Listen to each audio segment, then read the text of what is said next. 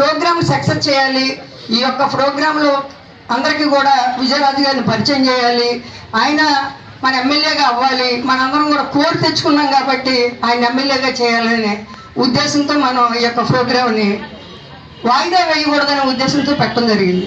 అలాగే మన ఎంపీ అయినటువంటి సునీల్ కుమార్ గారిని కూడా మనం గెలిపించుకునే అవసరం ఉంది. ఎందుకనంటే 2024లో కర్మగారు ఎవరో చెప్పారు ఇందాక, చంద్రబాబు నాయుడు వస్తే మేము అందరం కూడా ఇంట్లోనే. రాజశేఖర రెడ్డి గారి కంటే కూడా 2 అడుగులు ముందుకేసి జగన్మోహన్ రెడ్డి గారు ఆయన కూడా మీరందరూ దృష్టి పెట్టి ఆయన ఫోటో కూడా మీ ఇంట్లో ఉండాలి అనే ఉద్దేశంతో ఆయన మీ అందరూ కూడా ఈ పథకాలు ఇవ్వడం జరుగుతుంది.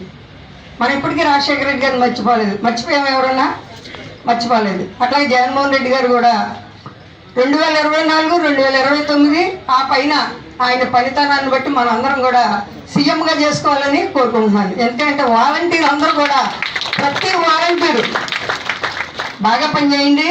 ఎలక్షన్లో మీరు చేయలేరు కాబట్టి ఇప్పటి నుంచే ఎవరైనా సరే టీడీపీ వాళ్ళైనా సరే మనకు ఓటేస్తారు.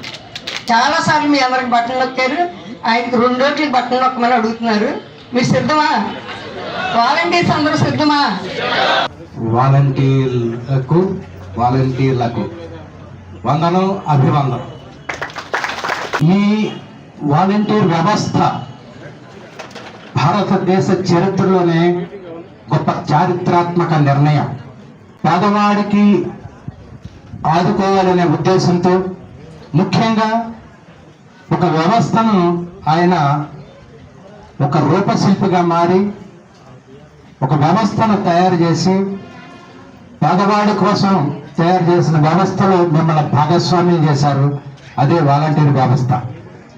ఈ వాలంటీర్ వ్యవస్థలో దాదాపు ఒకేసారి 2,50,000 మందికి ఆంధ్రప్రదేశ్లో ఒక రకమైన గౌరవవేతనం ఇవ్వటమే కాకుండా ఈ 2,50,000 కుటుంబాలని ఆయన ఆదుకున్నాడని నేను గర్వంగా చెప్తున్నా. నేను ఒక యాడ్ చూస్తాను, అది గుర్తొస్తుంటుంది మిమ్మల్ని చూస్తుంటే. భగవంతునికి భక్తునికి అనుసంధానమైనది అంబికా దర్బార్ పెట్టండి. అట్లా జగన్మోహన్ రెడ్డి గారు సీఎం గారికి పేదవాడికి మధ్య అనుసంధానంగా మిమ్మల్ని నియమించారు.